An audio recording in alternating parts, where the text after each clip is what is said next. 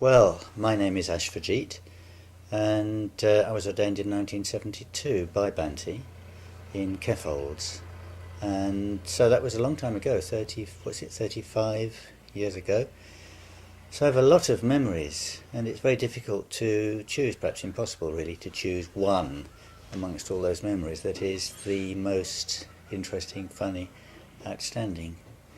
But one that came to mind immediately when I saw this invitation and somebody asked me, well, what am I doing? Where am I going? And I said, well, I'm going to give a talk, going to say something about Bhante.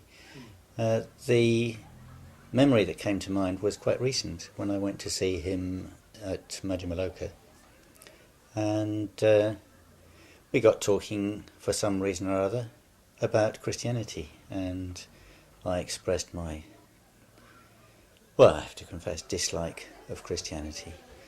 And from that I moved on to talking about Karl Jaspers, the famous German philosopher who spoke about the axial age. And Bhante had, I think, suggested or recommended a long time ago that I read The Way to Wisdom by Karl Jaspers. And I picked it up again recently, and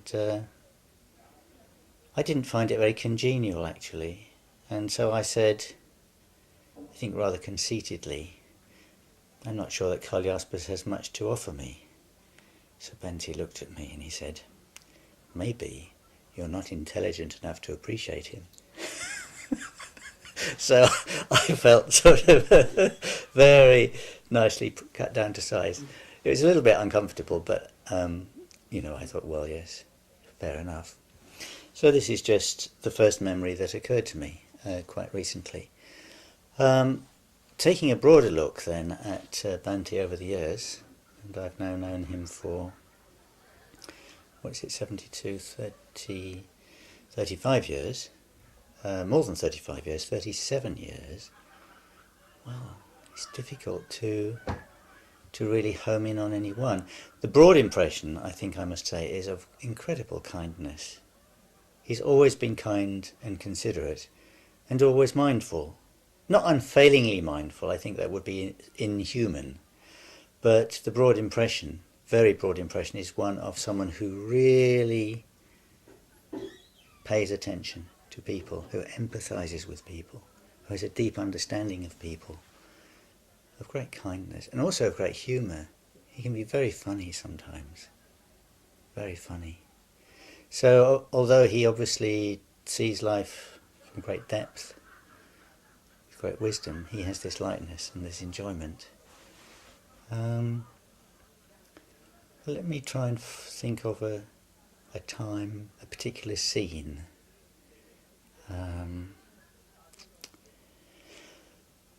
My mind turns actually to him giving the Sutra of Golden Light series of talks, which he gave in Hampstead Town Hall. And of course, as you may know, the chief figure in the Sutra of Golden Light is the monk who preaches the sutra. And in those series of talks, for me, Bhante became that monk.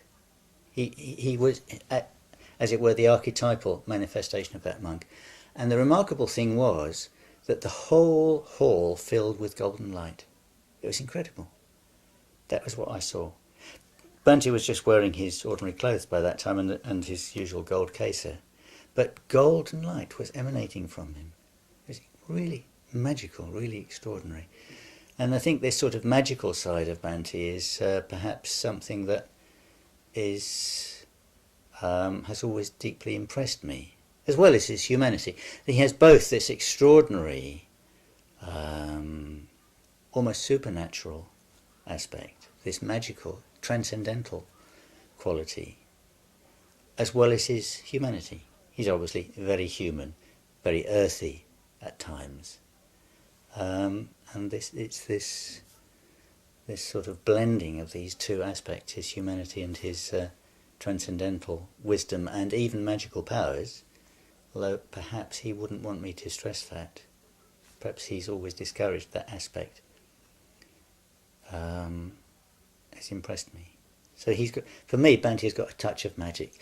I remember in the early days when I first met him, every time I met him, my consciousness would be raised in some way. My mind would be expanded. My energy would be amplified. I would feel blissful. Extraordinary. I mean, he was, 10 times, 100 times better than acid or pot. They paled in comparison. Because in addition to all the blissful attributes of these things, there was wisdom and humour. And I thought, well, this is an extraordinary man. This is someone who has come, as it were, out of the blue, magically, wonderfully, in the midst of the 60s, in the midst of a society in turmoil, when Khrushchev and Kennedy were there face to face at United Nations, with Khrushchev banging his shoe on the desk at Kennedy. And we all thought, all the young people thought, well, the older generation are mad. They're complete write-off. And in the midst of this, Bhante appeared, in the midst of the 1960s, with so many guru figures who I thought were really weird, claiming to be God and Krishna and Christ and Buddha, all in one person. I thought, no, that's not possible. But Bhante was quite different. He was just simple, straightforward. He gave us the Dharma. And somehow, in the midst of this unruly lot, he was able to inspire us with a need for some kind of discipline, some kind of self-discipline. I mean, what less likely people could there be to undertake any kind of discipline but the people of the hippie era, the flower power people. We weren't interested in authority of any kind.